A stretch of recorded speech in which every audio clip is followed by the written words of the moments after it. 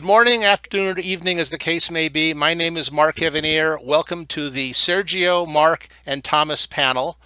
The three of us have recently done a comic book which will be coming out any day now as you're watching this, called Groo Meets Tarzan. A little while ago, we did a book that you hopefully purchased called Groo versus Conan.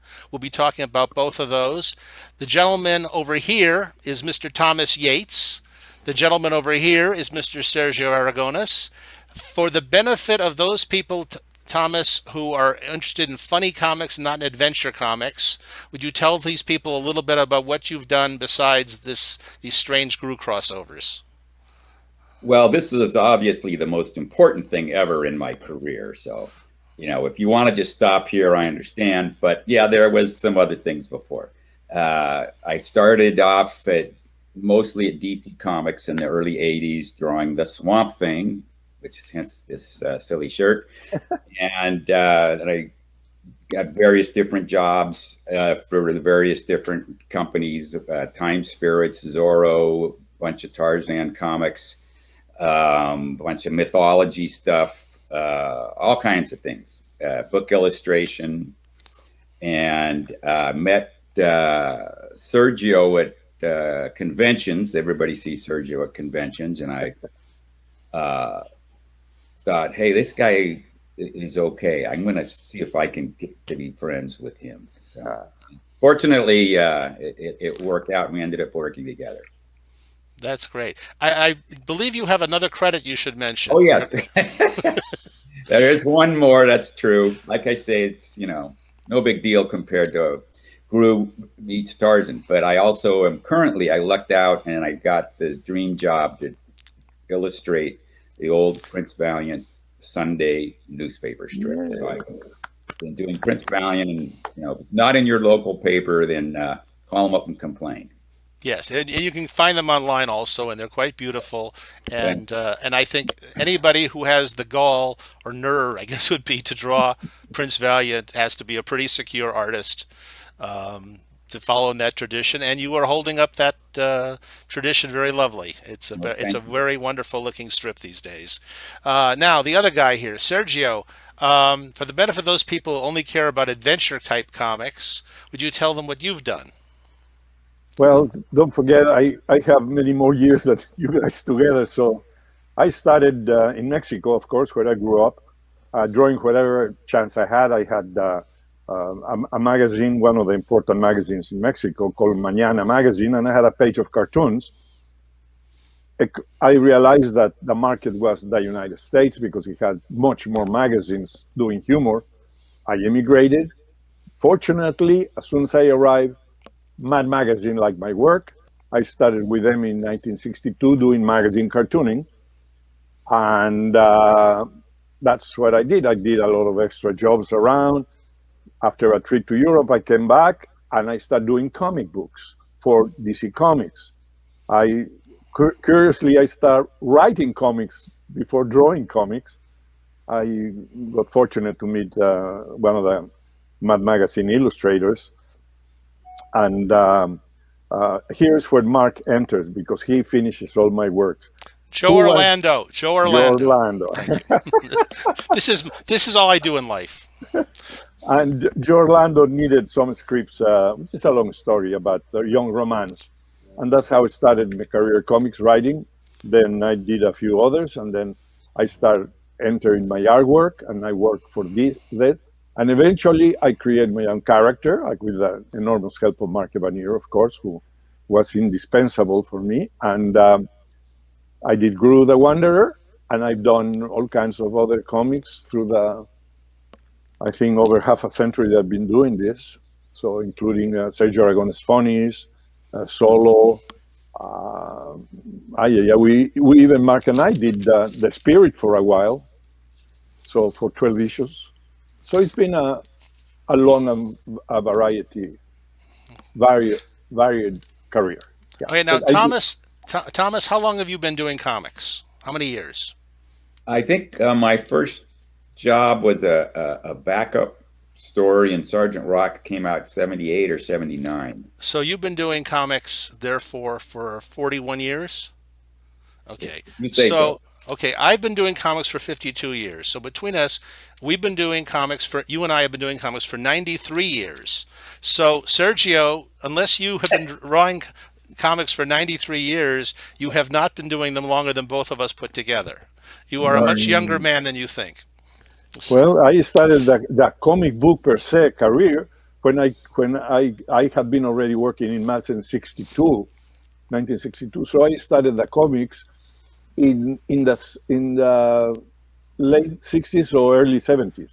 Unless you broke into comics like 10 or 15 years before you were born, you have not been doing comics longer than the two of us put together. I You are will. I will. okay. Give me a little more time. Okay.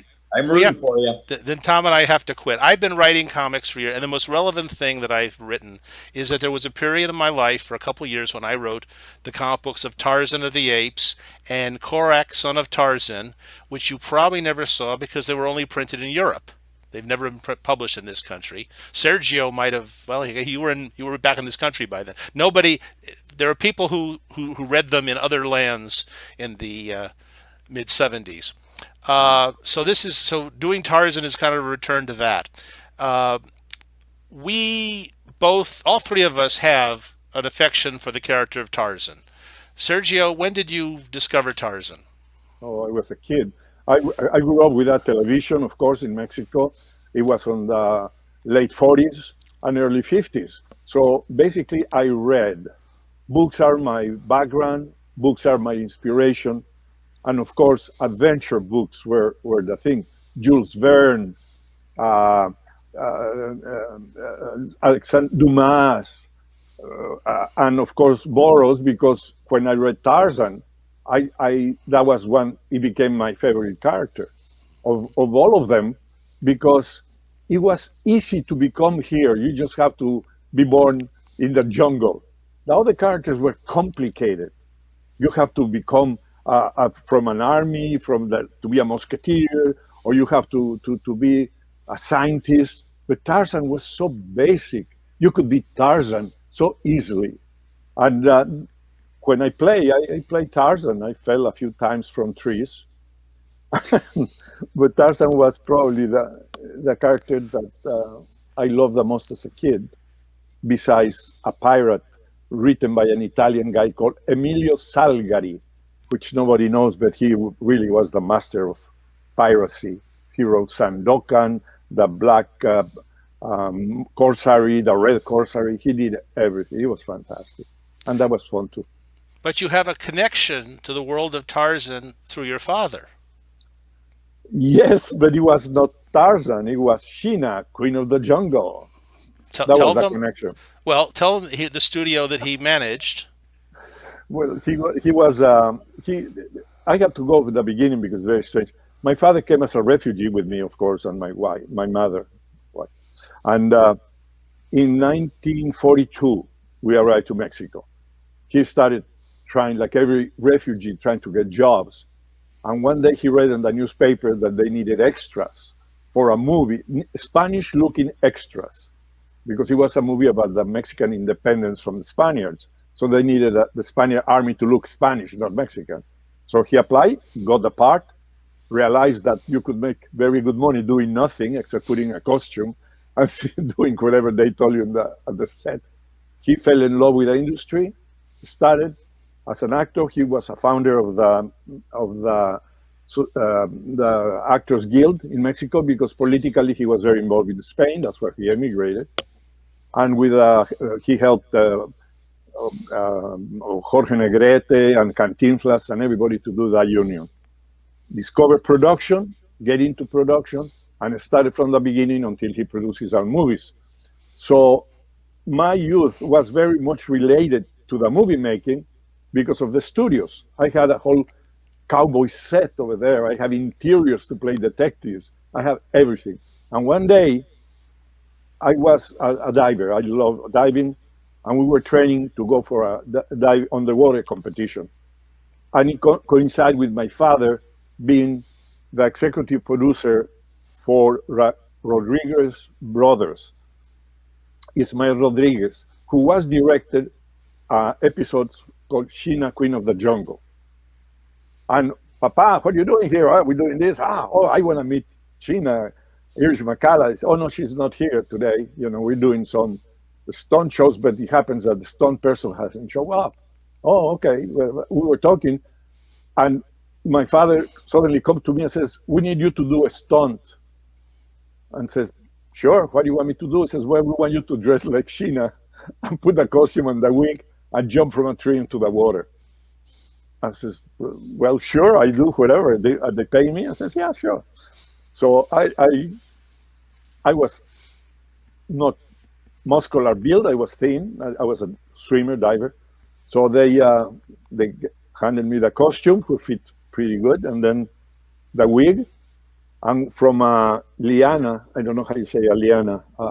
Vine. A vine, I had to jump and dive into the water. And so camera ready, everything. I went like that, left the vine and jumped into the water. Caught. That's it. It's only one shot because the wig is destroyed and we cannot do it again. So that was it. I did a stunt for Sheena. Never met the actress, which I wanted to. And that was probably in 53 or 54 or 55, around there. I don't remember exactly. Now, what was the name of the studio? Churubusco, that was where they were shooting. But we were in a country, on a place where it has a river and a lagoon called Las Estacas. Okay. But those areas and Churubusco Studios where they filmed a lot of Tarzan movies. A lot of the Tarzan films over the years were done there. So you kind of played in that arena as a child. That's the point I was going to get to. Very much so. Very much so. All right. Now, Thomas, when did you discover Tarzan? What age? Oh gosh, I first saw the black and white movies on TV probably, pretty early on, 5 years old or something. They'd show them in the afternoon, and then which in the matinees, which was annoying because there I'd be sitting at school very bored and thinking, boy, there might be a Tarzan movie on TV. Maybe if I was sick tomorrow, I wouldn't have to go to school. But my mom figured that out after a while and didn't work very long. But that's where I first exposed to Tarzan. And some of my very first drawings were I think my first ones might have been Peter Pan, because I've been digging through archives in the last years and found some real early stuff. But the Tarzans, I remember drawing him in first grade. I was 6 in first grade. Were you drawing Johnny Weissmuller? Well, it was just Tarzan. I didn't even know the actor's name, probably. But you were drawing the Tarzan you saw from the movies. Right. And when did you discover Tarzan in books? And when did you discover Tarzan in comics? So then, at some point, I had an uncle who had a cabin up at Lake Tahoe. And it was a very rustic old log cabin. And it had all this fun stuff, pennants and stuff stuck to the wall. It was right on the lake. And funky little cabin. And there was a bookshelf. And on the bookshelf was this old Tarzan of the Apes novel, an old cloth dust jacket. It didn't have it was cloth bound hardback of Tarzan of the Apes, a real early edition. And I saw it, and I'd never heard that title, Tarzan of the Apes. And so I pulled it out as a kid and looked at it. I go, wow, this is a whole book of Tarzan. And it has this beautiful, kind of 20s or teens even style, fonts that are very illustrative and very different than what you would see in the 50s and 60s as far as the typefaces and stuff. And it had this illustration of this silhouette of this guy who wasn't big and muscular. He had long hair with a headband and a locket hanging from a necklace. I go, wow, this is Tarzan? This is really different Tarzan. And so that kind of opened my eyes to there's more to this guy than those movies I'd seen. And then some years later, I was at Tower Books in Sacramento. I was 11 years old with a friend and his father. And his father said, if you promise to read the book that you pick, I'll buy it for you. Pick any book you want. If you promise to read it, then I'll buy it for you.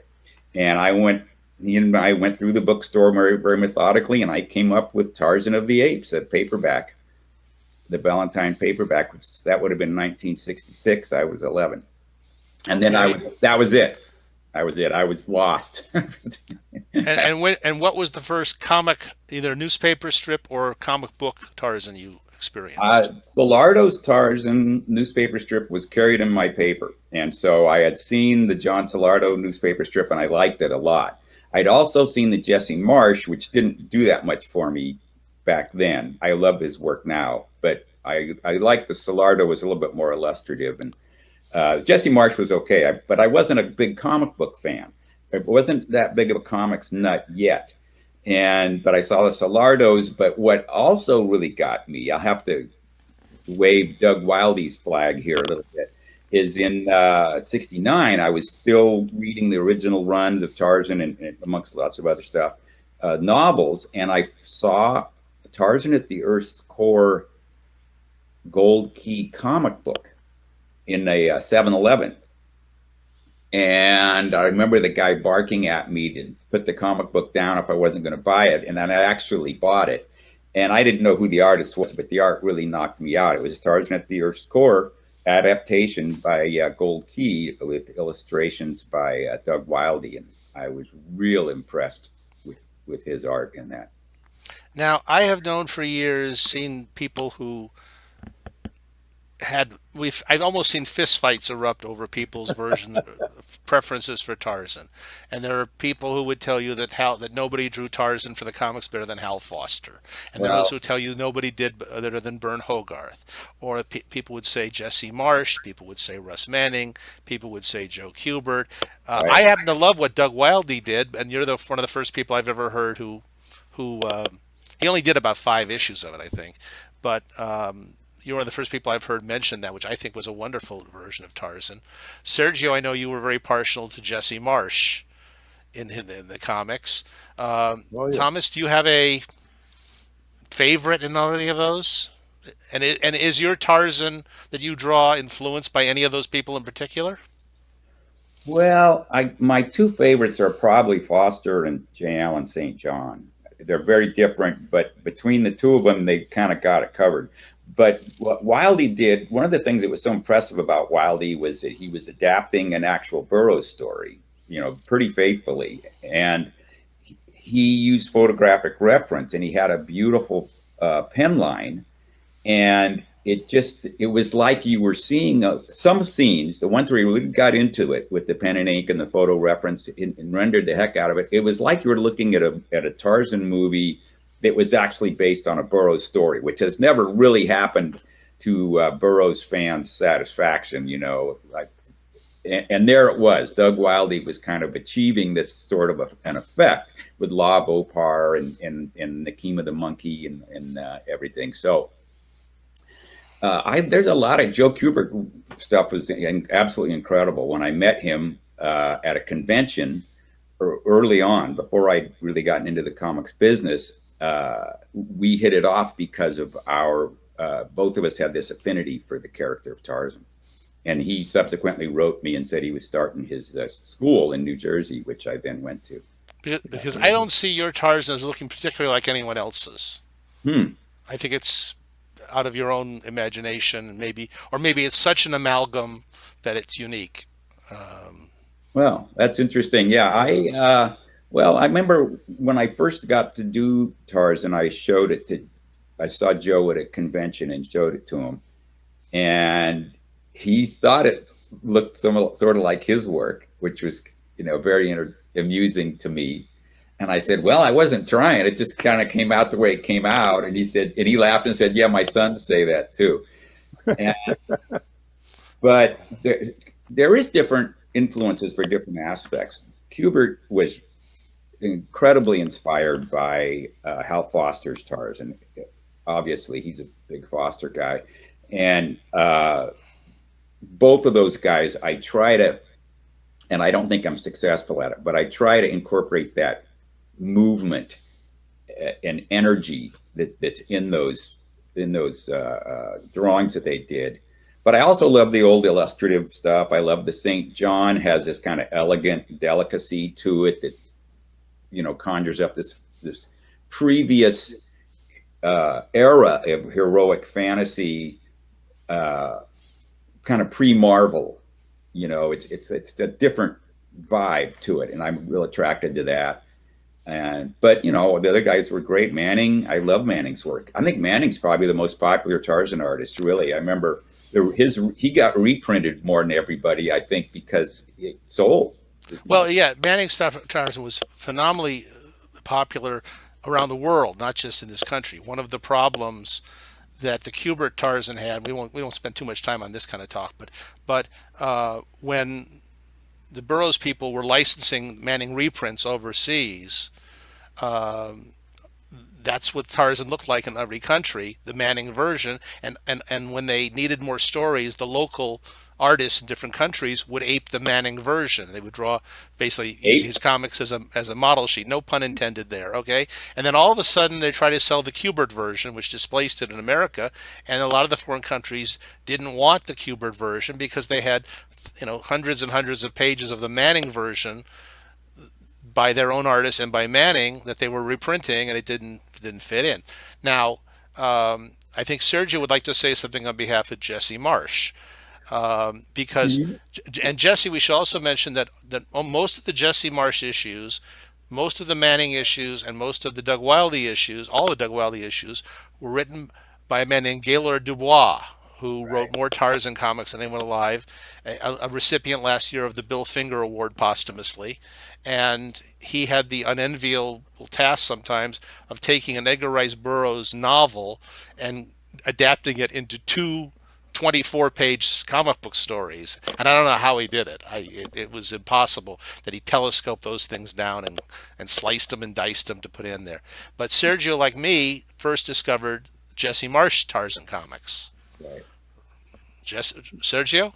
Yeah, well, don't forget that in Mexico, comic books didn't arrive until much, much later because they had to be translated, and the distribution was nil.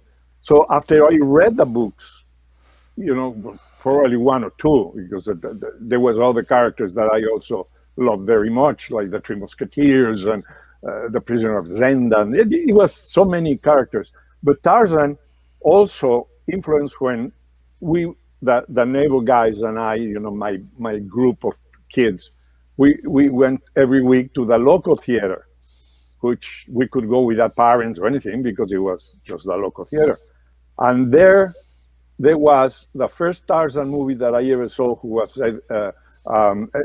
Johnny Weissmuller, one of the earlier ones, because I'm talking in the late 40s. Well, once we saw the movie, that was it.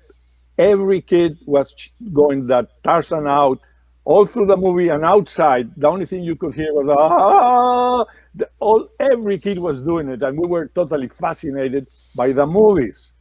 Not the Elmo, whatever, the first one, but and I never saw a comic book of Tarzan ever until I came to the States. So the only comics that arrived to Mexico were certain, like the Disney comics, Little Lulu, and some DCs that was the Batman and the Black Hawks, but none of Marvel. They never came until later. But on my youth, comics didn't exist except those, and the movies and the books that I remember as a very young. And when we talk about Marsh, is, to me, one of the very few. I didn't like the plots that much. They were too kind of infantile in a way. They were jumping too much. But the stories, when he drew, he had such a respect for the people of Africa, for the native people. He didn't make fun of them. He didn't westernize them with the bodies. All the other artists make all the natives with European bodies, like the early illustrators. But Marsh did them the way they were, short, muscular, and also a respect for people that they were not very thin. It was the respect that he had for Tarzan. I think he was so respectful with the animals, with the backgrounds, never distracting. It was such. I felt very enamored with his work. But that was, as I say, later when I started discovering comic books, and I love the work of course, the school where I met with Tom Cu- was Joe the Kubert. Cuban school. I used to go to the DC Comics, and I'm talking in the 60s, and sat at his office seeing him drawing. And he was, to me, one of the fastest artists that there ever was. Not only that, he could start from the top of the page, drawing some leaves, and then he was drawing at that time Sergeant Rock, and he will suddenly put a helmet and then a face, and he'll start from the top, and suddenly he put an enemy face, and it appeared like in an old Walt Disney movie when a brush went like that, and the page appeared. The man was so fast and so accurate. I wish I knew a guy who could draw that fast. I wish I knew in my life some Nobody can artist. run as fast. Yeah, I know where you're going. No. Tom Yeates, when he draws a hand, he has to draw a perfect hand, because if he draws a bad hand, it's a bad hand. So he has to spend the time making a good hand. So those Kubert and so those all the other guys, they have to do the anatomy correct, because a little bone out of place, it's a bad drawing, no matter how you look at it. So it has to be carefully, with time, done. In caricatures, I take a pencil, take a lapis, I have to draw a hand, and I go like this, and there's 4 sausages. Didn't take me any time, you know. So the time in caricature doesn't exist. It's that if you try to, okay, so you draw a realistic Tarzan, it will take me longer than Thomas Yeates. Imagine. That's So, long. but because you put attention to what you do, you cannot mess it up, because it'd be a bad drawing. It has to be proportionate. It has to be the right perspective. Everything has to be correct. Caricature, no, we exaggerate. So the speed, you want to do a face, you just go like, It takes 4 seconds, and you have an expression in caricature, you know. That's right. It doesn't matter. So the speed doesn't balance with realistic art and cartooning. No. I have spent several decades around comic book people and artists and writers, and I cannot tell you the number of times I have heard 2 artists sitting there saying, "I could never do what you do," and the other guy says, "Well, I could never do what you do." That's right. And it is, Absolutely. and they're frequently both Absolutely. right. It's totally true. Yes, and so there are people who look at what Sergio does and they describe it in the same terms that he just described Joe Kubert's work, Right. and they're both. I mean, Joe Kubert was amazing. What he could draw, but so is Sergio, so is Thomas. I mean, it's anyway. Now, and we've all established here now that we have all this great love and this respect for Tarzan. So why did we have him meet Groo? Why would we do that to beloved Tarzan? Why would we break that wonderful tradition of Tarzan and stick him in a story with Groo? Because we had to do one before, which was Conan. Right. And before we can talk about Tarzan, we have to talk about the Conan work that the 3 of us did. That's right. And that took a long time, because I don't like crossovers at all. I think that is an affront to the writers, to the creators. I think it's a business deal from the publishing houses to get the fans from both characters that they are mixing around. So the time that they told me to do a crossover, I always said no. Why? Because I respect when they talk about Conan, and it probably took a year before we decided to do it. And then it took many more months to come with the idea of how to do it. Because the crossover to me was, how can we offend the readership and the author that is already gone to take their characters and make it ours? We don't have the right to do that. Well, eventually, yes, but mixing it up with other characters that they don't belong in that universe, or in that, let's call it universe to call it something, not on that. So when it came to do Conan, that was it. I wasn't going to do it, no matter what happened. But we figured it out that if we could work it well, make it not a real crossover. So Mark and I have done a lot of work together as characters. So we figured that if we are the characters in the comic book, we are breaking that barrier. Nobody can say Groo is meeting Conan or Tarzan. Right. Sergio and Mark are meeting Groo and Tarzan. They're imagining that they're meeting. Imagining, dreaming it, all kinds, but it's us.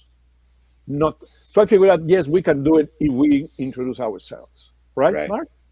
I guess so, yeah. Okay. Well, then what happened is that, okay, let's do a Conan, but now we can't because Conan cannot defeat Groo, and Groo cannot defeat Conan. The people who read Conan is not going to accept it. The people who read Groo don't believe that Conan can defeat Groo, for heaven's sake. Of course not. It took months of going to the coffee house and talking about it, how we do it, blah, blah, blah. And one day I'm watching a movie by Akira Kurosawa called Rashomon. Rashomon, yeah. It's a story told by three different people, completely different. So called Mark and perfect, that's absolutely the idea. So the Conan Groo fit the thing. We have it. It was a lot of fun. In one issue they meet, in another Groo Conan win, and we leave it like he won, and in the other one Groo wins. And but that was told by a drunk guy who wanted to get some free beers in a bar. So he says, "Oh, I saw the great fight between Conan and Tarzan, beat the crap out of Groo." And that's how the comic ends. Remember, Mark? Yeah. I don't remember. I don't read these things. Yeah. All right. And then it evolved. The good people at Dark Horse owns the right to publish Tarzan. So we figured out for a long time, how can we do Tarzan that it's viable? Well, again, we have to be there to break the universes. Now we have to include this universe. And then we came with the stories, and it worked, And we make it a comic book convention that was a lot of fun to draw, and we went from there. But we should mention that I think it was you mentioned Dark Horse, so I think we should give Mike Richardson credit for the initial suggestion that you have Conan meet Groo. Yes. Which, of course, Sergio dismissed because Sergio is a man of honor, and he doesn't not want to tarnish Robert E. Howard's great legacy by, And I knew, I know of the fans. Yeah, I knew Conan fans who were like, they really winced. But when they saw it and read it, they saw that we treated Conan with respect. He wasn't, he was Conan. Yeah, no, you have to. First of all, you can't out silly Groo.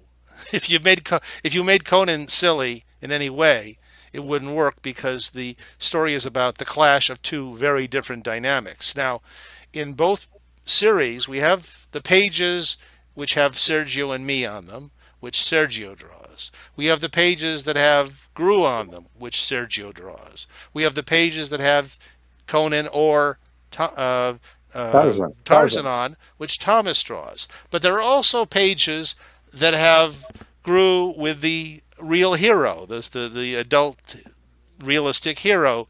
Real. Okay, and people here watching this are going to ask, how the hell do you guys do a page that you both draw when you do not share a studio and you live 1,000 miles or a couple hundred miles apart? A little longer. Thomas, would you care to explain how that works? Sure. So when Sergio writes this story, he sketches out cartoons, really quick cartoons helps him to write the story. And then Mark gets it, and he rearranges stuff and kind of turns it into a more solid. He makes it good. Piece of comic book, He makes it good. Good.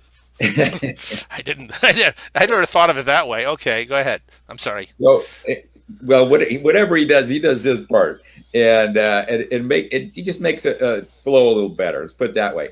Oh, And that goes much to me. better. But I have Sergio's original sketches, and so there are pages that Sergio draws and leaves a space for me to put my characters or my backgrounds in. And there are pages that I start the page and then I leave empty areas for Sergio's characters or back Right. or pages. And then there are pages that are all mine where I just do my own thing. I do my own layout or whatever. But I have to say that a lot of the time, the layout, the basic layout of my page, which is a very important part of comics, is the composition, are Sergio's, because his layout is so clear. The storytelling is so clear in his layout that I would often he would keep saying, no, draw your own. This is just for me to help me write it. But why do extra work? It's that his layout works so well, particularly in the Conan, because there was a fight, because they were fighting each other. That was versus, Groo versus Conan, whereas this is Groo Meets Tarzan. So, but now, Thomas, you are taking a page, you're taking, and you are penciling the drawings in, and you are generally inking them at that time as a unit, and leaving holes here and there. And then right. the page goes to Sergio, and Sergio gets Thomas's page, and he adds Groo into it. Right. Now there are places where there's an overlap. Right. There's holes here and there where you're filling in around each other's drawings. Let's talk about that for a minute. Well, that goes back and forth. Yeah, I mean, so they don't come back again. Yeah. That I get it. He draws Tarzan doing something, and I know where Groo is going to be, and he leaves me the space.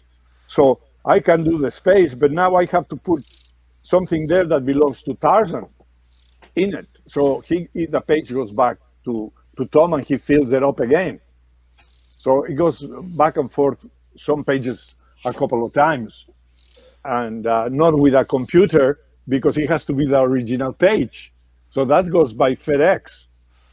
So it's but there are times when, Sergio, you must mimic his foliage or brush the bushes in the background of the trees a little bit. And Thomas, there are times when you must try to fill in around a Sergio drawing and simulate his line work here and there. Correct? Yes, that's exactly right. And in the Conan, it was kind of funny because he would going back and looking at it years later. Some places I couldn't tell who inked which, but here you can see. I'll bring this in close, and you can see there's Groo is a little tiny character over here, right? And then I drew everything else and just left Groo. And who drew the stuff on the ground below Groo? Good question. Good question, because Probably sometimes he left me a lot of space to be comfortable because of the proportion between Groo. Groo is a small people. On a Zoom call. Groo is not a tall guy. Groo is short. Okay. And I'm chubby. So usually he's about half the size of Tarzan or half the size of Conan. So that's a big problem, because he had to leave me the space. So I have to make leaves. Probably all these leaves around here, close to him, are mine, or these. But that's it. Not much more than that. All right. Yeah, it's whatever pages we took, like when we did the cover that you mentioned,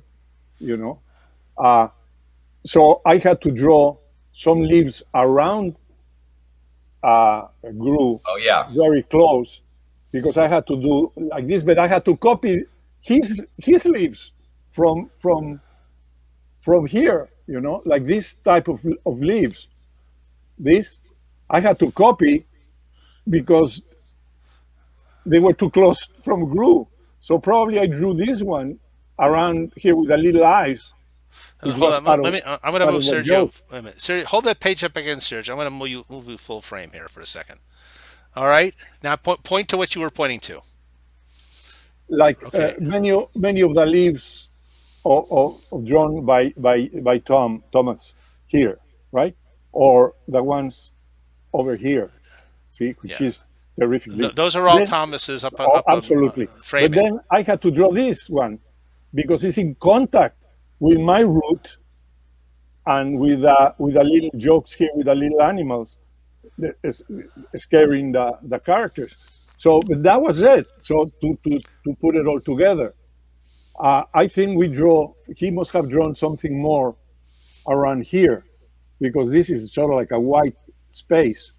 So I don't know in the cover if that was corrected by more leaves drawn by him. I don't think so. Thomas, hold up the page you had there again. He's got that one. The only one I could find with Groo in it, I only have a few of these originals handy, is this one here, where you can see the Groo character being confronted by Tarzan and the other characters that I drew. Yeah.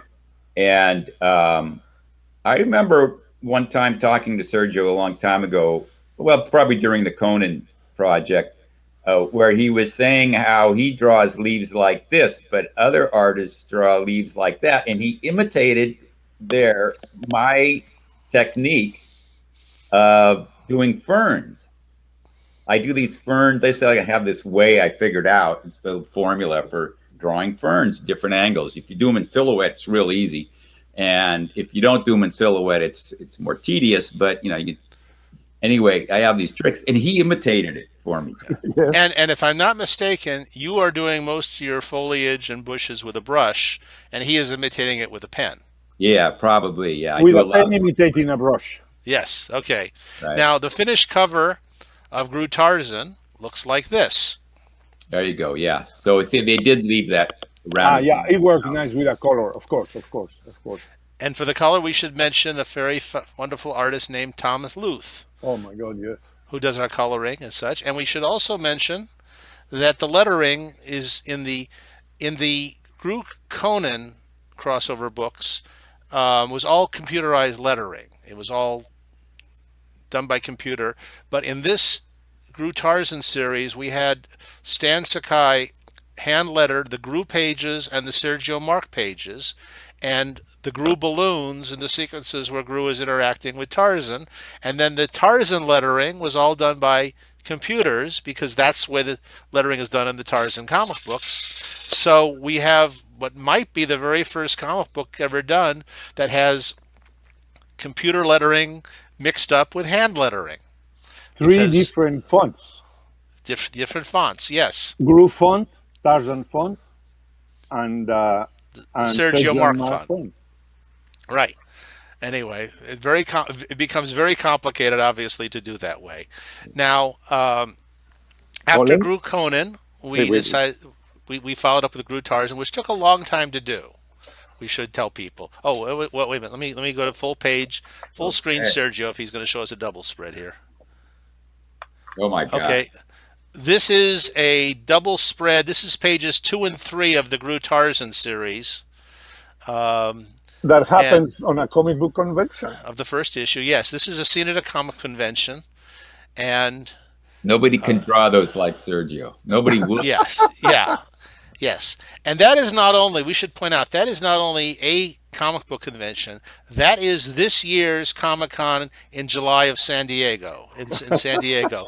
In an alternate universe, it actually took place, and we set our comic in that, retroactively. Right. All planned. Yes. How long did it take us to do Groo Tarzan? Took me too long. I'll tell you. Okay. You've got another job. Actually, Thomas, how much time of your week is spent drawing Prince Valiant? Pretty much all of my work time. That I can stand being at the board doing this kind of high concentration. It's labor intensive, and I get antsy, and it's hard. And I would imagine it's also research intensive as well. Very research intensive. Yeah. So, but it's probably at least 4 days of work minimum. Sometimes it goes over 5 or 6 days, depending on how complicated it is and how much time I have to put in after I pencil it and ink it to get the coloring right. Because I work with a colorist who sends me his colors, and then I art direct them a lot.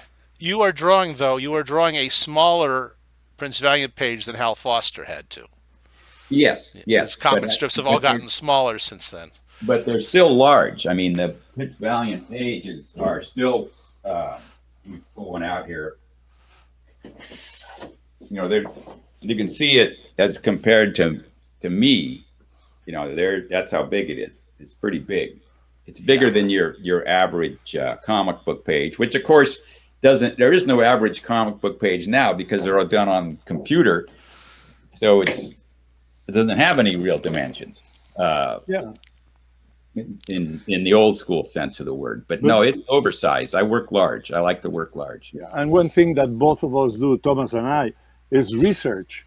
I mean, even though what I do is in a caricature form, when I draw, like this is in this case, an African village, Right.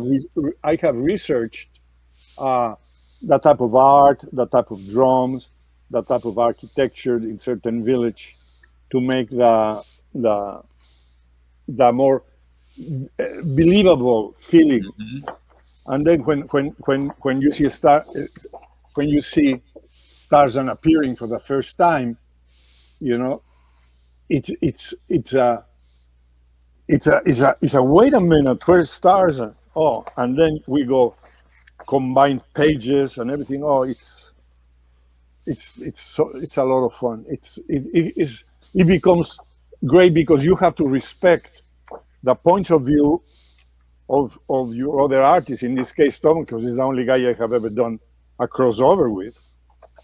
But the majority of these pages in number one, is more introducing Groo that is going to meet Tarzan, and the real adventure starts in number 2 and 3 and 4.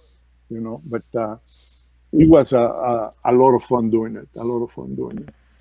And you have to respect the time because, again, it has to look realistic. And also we have to think a lot, the three of us, about not to break Tarzan's universe and not breaking Groo universe. So you have to meet in between. That's something that can happen in both universes. And we didn't have to use magic in it because usually that's the escape the majority of people do, a crossover. By magic, suddenly the other character appears and that's it. No, this was real. It just happened that when you read that comic, you'll see it because we don't want to give away too many of the details, but it worked perfect. And at the end, it cannot happen again by a physical thing, not by a magic. You had asked me about where my Tarzan comes from, and I just kind of, over the course of this, I realized that a lot of my art comes from old movies. I love the old black and white movies. I like working in black and white and put a lot of brushwork in there. And there was a Tarzan serial that Burroughs produced in the 30s called The New Adventures of Tarzan, starring Herman Brix, otherwise known as Bruce Bennett, more famous for being the guy, the prospector who gets shot in Treasure of the Sierra Madre with Humphrey Bogart. Anyway, his depiction of Tarzan in that serial was Burroughs' Tarzan. It wasn't the Johnny Weissmuller Tarzan. It was the real Tarzan from the novels. And that depiction of Tarzan is all, and he actually filmed it on location in Guatemala. It's a pretty amazing serial. So I was very inspired by that portrayal of Tarzan in the way I drew him, particularly in this one. You know, it's kind of that look. He looks like Bruce Bennett a little bit, his hair and stuff. Okay. It's amazing how every artist has their own vision of the characters that they draw. You know, and many artists draw themselves as the character. Sure. Because they're fortunate, they're handsome, and so they draw themselves as the main character. Because like the Rocketeer, it was exactly a self-portrait because it just happens that the author was kind of handsome young men. Well, let's face it, a lot of cartoonists aren't, but they draw themselves handsome anyway. I have said for years, Sergio is the only cartoonist I've ever seen who, when he caricatures himself, makes himself look worse than he actually is. He makes himself look, very stupid and goofy and things like that. And he's a good looking man. Well, People are looking at you now, Sergio, and for an hour now they've been trying to read your glasses and see what you're looking at. no, what happened is that these glasses are uh, convex or concave, whatever point you look at them. So normal glasses like those, they reflect the light on an angle, but they are flat. These are round, so no matter where the light come from, I cannot fix it, no matter how. It had to be a special lighting or something. But no matter where I look, I cannot do it. If I take them away, I don't see anything. Boom. I bang myself around. So imagine, but no, drawing itself in cartoon form, that's easy. You just take a place, put a big nose, put round eyes, put a mustache like that, and then go like that, and then put some hair and a smile, which helps also. And then you have it. It's not complicated. Right. So Anyway, Sergio, have you gotten after as we have finished our end of this? People who are watching this when the video goes up will not have seen the whole series yet. I think the first issue will be out of Groo Tarzan. But we finished the whole thing? Have you gotten Tarzan out of your system? You always wanted to do a Tarzan story. You did a Tarzan story. Do you have a yearning to do another Tarzan story in you maybe someday? Thomas or me? You, Sergio. No, of course not. Uh, Thomas will do other Tarzan stories probably, but Correct. I you would know, draw maybe. Groo, but I don't think we'll do any more crossovers because there's no need. And you said that after the last three. But anyway, so, last two, did we do a third well, we crossover? did. We did Sergio destroys DC. We did Sergio massacres Marvel. We did Sergio stomps Star Wars. This is Oh, something else yeah. in there. But All in of a this sudden, case, other people were intersecting with our world in there. yeah. But don't forget that in this case, I didn't ink the pages. We were still doing Groo, and it was impossible. I did the pencils, and then the artists who were our guests, which I think it was a great series, did their own part. But mostly it was written by Mark because I don't know anything about comics. I had never read, to tell you the truth, I have never read a superhero comic ever in my life. I don't consider Batman a superhero because he's a human. Well, you know, but I have never read really a superhero comic. But Mark knows them by heart. He knows everything from every universe. So those three series, the one of Star Wars I knew more. Also, like we played that better. But Sergio Destroys DC and Sergio Massacres Marvel. That's Mark Evanier's knowledge of superheroes. He knows. You're not going to pin those on me, fella. Oh, it's okay. Well, anyway, I'm going to wrap this up here because I think we've come to a good stopping point. It has been a Oh no! pleasure working with Thomas on this series Thank you. because Thomas gives Thomas gives a credibility to these projects that and I'll tell you what it reminds me of. It reminds me of the fact that when they did the movie Airplane, the movie studios kept saying, "Well, why don't you get Tim Conway to play the part, and why don't you get Harvey Korman to play the part, and why don't you get Dom DeLuise to play the part?" And the producers said, "No, we've got to have Leslie Nielsen and Peter Graves and Robert Stack. We've got to Right. do those straight." Yeah. And Thomas is a funny, clever guy, but he had to suppress the funny part of him in order to do Tarzan absolutely straight. Right. And the pages he did could have appeared in any Tarzan comic he did, Right. and it gives it's a funny combination to contrast the two styles, and somehow it seems to work and still has an organic feel to it. And I was very happy when we finished Groo Conan and I've just looked over all the Groo Tarzan stories again, and the thing kind of holds together. And somebody's calling me now, but anyway, so thank you, gentlemen, for spending this time with us. Okay. Folks who want to see Groo Tarzan, if it isn't on your local comic book shop by now, it'll be there any day now. If you want more information, there is a new Groo website online called www.groo.com.